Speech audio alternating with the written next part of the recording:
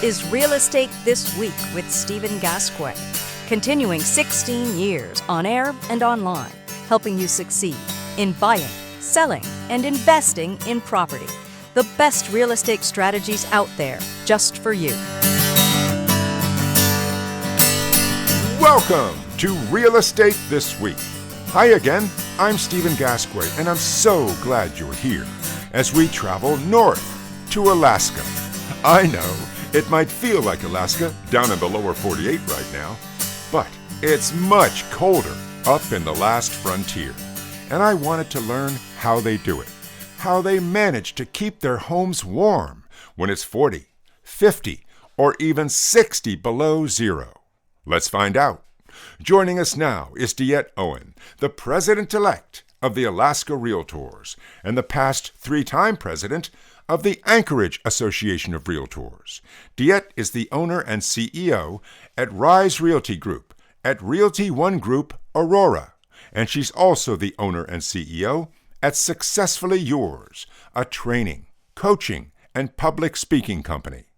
D'Ette, welcome to Real Estate This Week. Well, thanks for having me, Steve. I am so glad you're here. Now look, where I am in New England, it's about zero. Maybe on a warmer day, it's about 6 degrees.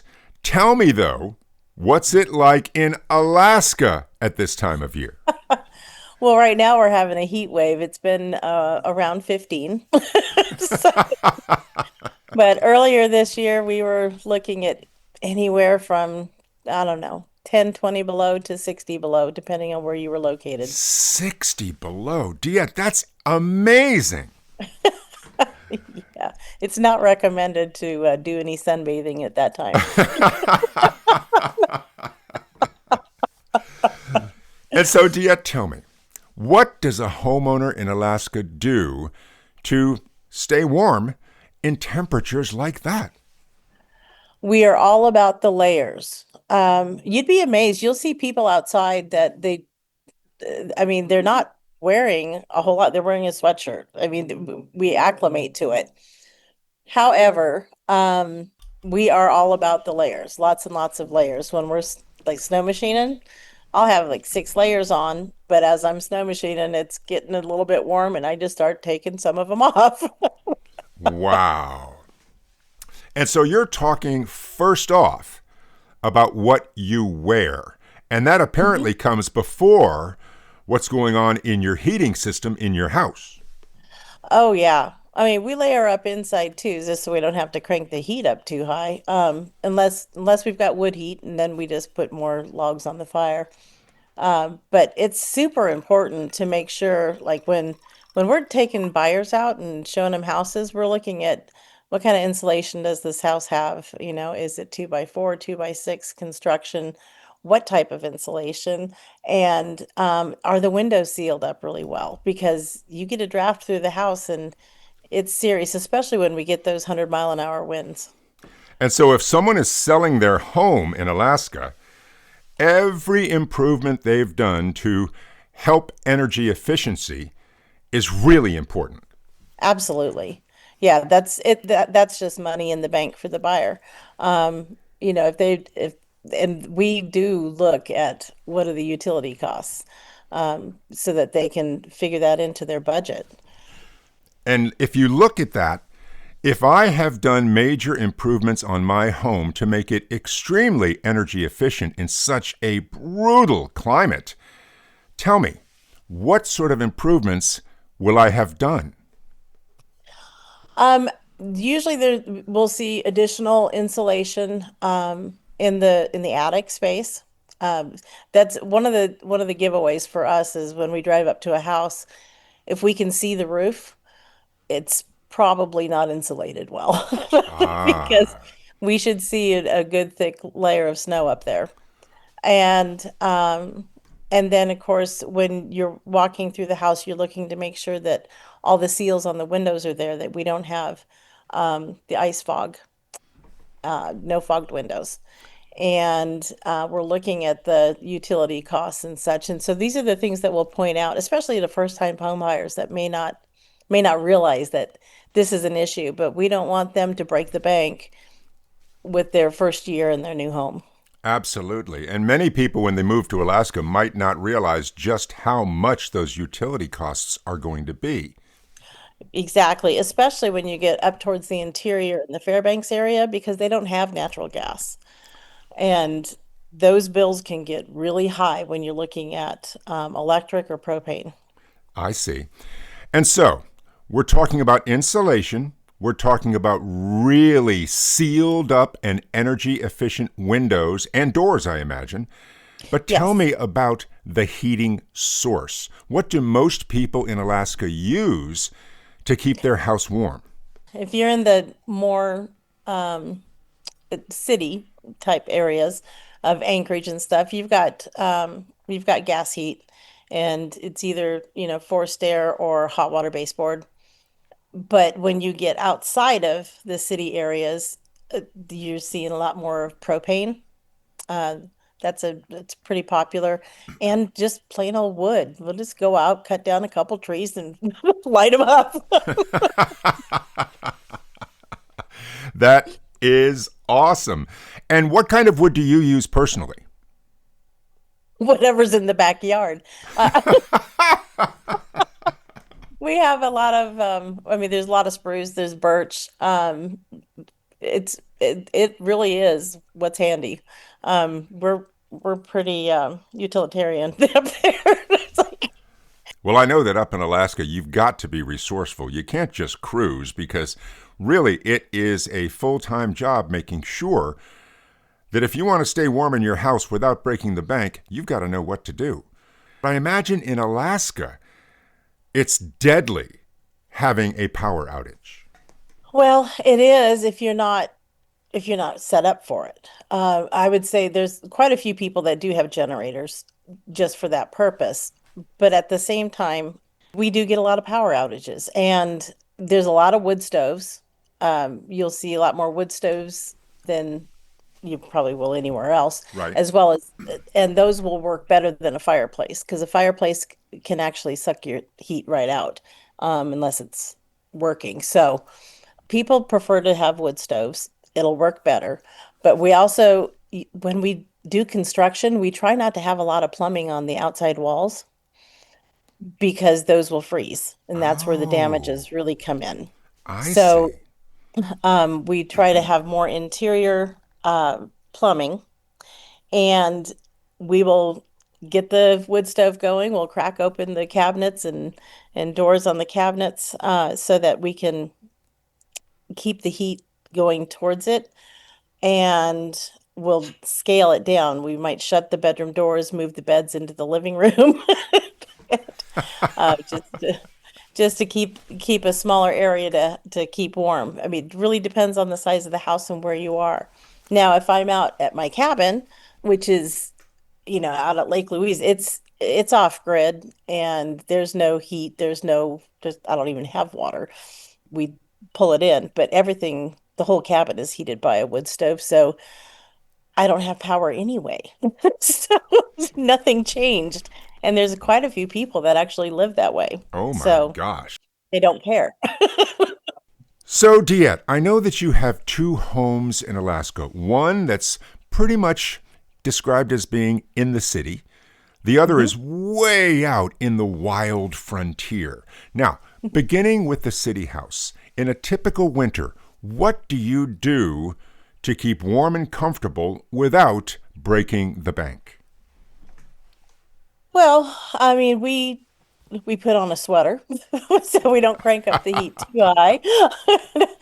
We will close curtains because that will repel some of the wind that's blowing through that happens to be below zero, and just try to keep it cozy in the home. I do a lot of cooking, a lot of baking, and that'll heat up my house anyway. And so between that and the fire going, we stay pretty good. It doesn't while our heat bills do go up, it's not extravagant. We're really well insulated, and we're just kind of prepared for it. And you have access to natural gas for heating in your city house, right? Absolutely. Yeah, yeah, we have natural gas heat. I've got forced air right now. And so everything else, the wood, The wood stove, that sort of thing, would be on top of the gasoline, of the natural gas you use to heat your home. Right. And honestly, the fire is more aesthetic. It's like any other city home.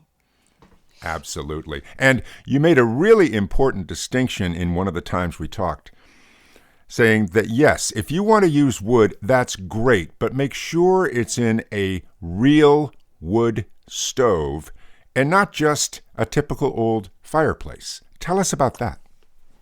Well, you have to watch the fireplaces actually will pull the heat out. I mean, it'll pull the heat out of your home. That's why you close the damper. I'm amazed at how many people don't know to just close the damper. But we don't even open it unless we got a fire going, but it'll pull heat from your home as opposed to putting heat into your home unless you're using it properly.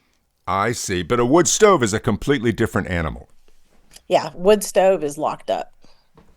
And you open the doors, you put in the wood, you close the doors, and none of that room air is being pulled into the stove and out the chimney. Correct. I Correct. see. So that's why it heats faster and it heats longer I and it see. heats more efficiently. And so if you put a full load of logs in your wood stove, how Mhm. long do they last before you need to replace them? Well, it depends on how much air you're giving it. So when you have a wood stove, you have these little knobs or something in the front that you can open it or close it to draw air. And if you have it wide open and you're drawing a lot of air, it'll burn pretty quickly. But once you have your room at room temperature, you'll load the logs onto the coals and you'll shut it down and you crank it all the way down. And then it's barely getting any air and it can go all night and you never have to add more wood. Oh, that's great. And what about at the beginning of the season? How much wood do you stock up on to go through the winter? I suppose it depends on how much I mean, we've used all sorts of different amounts depending on what the winter is like. But you want to have a pretty good stash and you want seasoned wood. You don't want green wood. So we try to season ours 2 years before we're burning it. Wow. And we should probably tell people who aren't aware of this, but you don't want to use pine, right? Well, no, because that's going to get stuck up in your chimney. It's kind of sticky. Although, our cheat is if you get a lot of soot and stuff stuck up in your chimney, we don't have a lot of chimney cleaners that want to go out to the bush. So you throw some sugar in there and it burns super hot and burns it off. Really? Yeah. I am always learning from you, D'Ette. That is amazing. And so, as you were saying about living in two places, one being the city, one being out in the country, again, Uh-huh. in the city, if you're selling your house, the idea of an open house and opening the door 3 or 4 times an hour for another group of people to come in, that's just not going to happen, right? I'd really rather not. I mean, will we do it? Yeah, sometimes if the market is really pushing us to do it, but as a general rule, wait until spring and summer. Okay, so now let's turn the page to your place way out in the frontier. Tell us Mhm. about your house on the lake. Oh, well, it's really rustic. It is a cabin that is off the grid, so I have no electricity. I don't have water. We haul the water in, although my husband would like to go ahead and dig a well. I don't really care. We're on an island, and so the only way to get there is by boat in the summer, but in the winter, it's a snow machine ride across the lake. Oh my And gosh. then we have to cut trail to get to it because it gets pretty deep. So just getting there is quite a quite a feat, and it's so worth it. Okay, so you've been traveling all day in the winter. Uh-huh. Hmm. You take snow machines out across the lake to get to your island. You cut Hmm. your way through the brush to the house. And then you Yes. get to the front door and open it up. What do you find in the dead of winter? So there is about if it's in the dead of winter, we've got about an inch of frost on everything inside the cabin. The whole thing is white. It looks like an ice house. So you leave all your snow gear on, um, and go light the wood stove. Um, get the propane running. You have to let it run a little while because it gets cold and it doesn't flow very fast. So we get the propane going and then I throw something in the oven. Like I'll bring out a pot pie or something and throw that in the oven so that I have something cooking. I've got water boiling on the top of the stove. I want as much heat going through as possible. Um, our cabin is set up so that we actually have lights that have that are fueled by the propane. Right, I've seen those. So yeah, so it looks like little chandeliers throughout the cabin. Wow. And but they put off heat. So I'll light all those as well. And which is our only mode of light. So it works well because keep in mind it's dark in Alaska in the winter, except for just a couple hours a day. And I never seem to arrive at the cabin at those hours. So we're always showing up in the dark. And but Uh, but you said that when you get into the house, there's a 1 inch minimum coating of frost on everything. Now, what happens? Does that all melt, and is the entire interior wet? I remember the first time I saw it, I was like, "Oh, this is gonna be messy," but it doesn't. As it's melting, it's evaporating. Okay. Okay. So it was, which was I was very pleased to find out, because I'm like, oh man, we've got paper in here. But it's not. It's just odd the way it works. So as it's warming up, it's all evaporating, and uh, and you don't have a mess. But it takes many hours to get it warm. I see. So I see. and once again, we're back to those layers. So, I'm layered up. It's actually colder inside the cabin than it is outside. Oh, D'Ette. I know. So for the first hour, I actually open up the door to the deck and the door out of the kitchen, so that I'm letting in the warm 20 below air. Oh, Yeah, it's all sorts of weird so I'll share a quick story with you. First time we go there, it was a fiasco, and we finally get up to the cabin, and this was many hours of cutting trail, by the way. Finally get up there, and I have a lockbox on it so that just to keep it easy. So I I grabbed the lockbox that's just sitting on this grill, and I couldn't get my numbers to go in. So I pulled off my gloves and realized that my hands were sticking to the metal. no. So I needed to warm it up. So I grabbed the lockbox and I just stuffed it down the front of my shirt, which that lockbox was really, really, really cold. So I'm like, oh my God, no, no, no. You have to think about everything that you're doing because there seems to be a repercussion Oh, for all the D'Ette. bad choices. This. So, Oh, go yeah. ahead.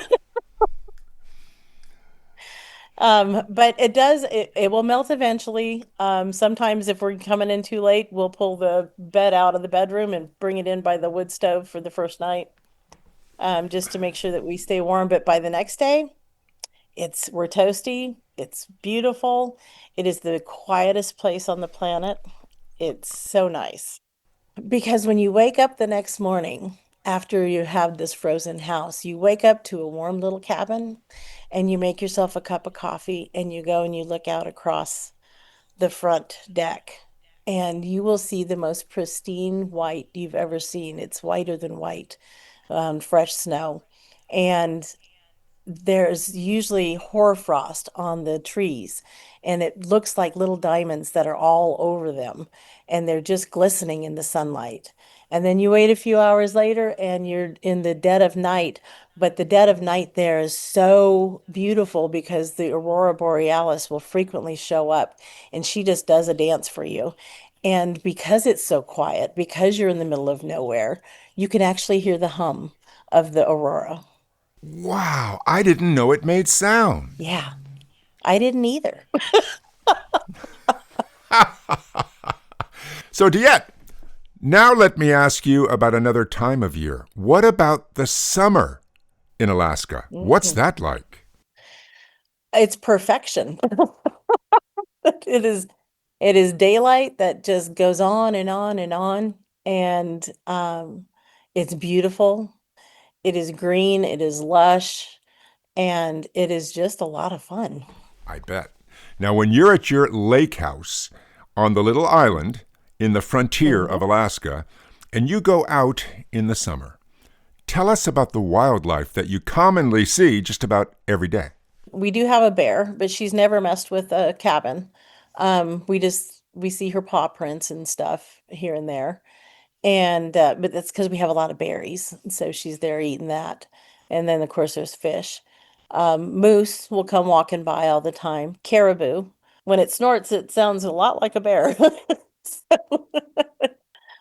Eagles, we have eagles that nest in the trees around our cabin.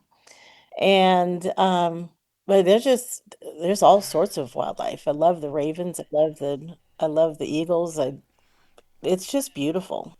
And yet, as I leave you, you live a life in Alaska that involves working Hmm. hard to make sure that your house stays warm and comfortable no matter how cold it gets. And we're talking 40, 50, 60 below zero.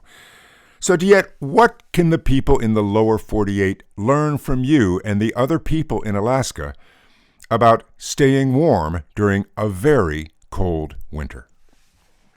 Be prepared. Just be prepared. I mean, have backup plans. Assume that it's going to go down. Assume that it's going to get cold. Because when you are prepared, it's just Tuesday. It's not doomsday. That is so smart. And D'Ette, I want to thank you for joining us on the show today. It is always a pleasure, and I can't wait to talk to you again. Always a pleasure on this end as well, Steve. Thank you so much. You're very welcome. D'Ette Owen, the president-elect of the Alaska Realtors and the past three-time president of the Anchorage Association of Realtors. D'Ette is the owner and CEO at Rise Realty Group, at Realty One Group Aurora, and she's also the owner and CEO at Successfully Yours, a training, coaching, and public speaking company. Next time on Real Estate This Week, how to buy a house, a show filled with information every home buyer needs to know. From getting a mortgage to getting the keys, we'll take you step by step through buying a home. That's next on Real Estate This Week. And until then, I'm Stephen Gasque, and thank you for listening. A brand new episode of Real Estate This Week with Stephen Gasque drops every Thursday, everywhere. And you're invited to listen, subscribe, and follow us. Just look for Real Estate This Week with Stephen Gasque. The best real estate strategies out there, just for you.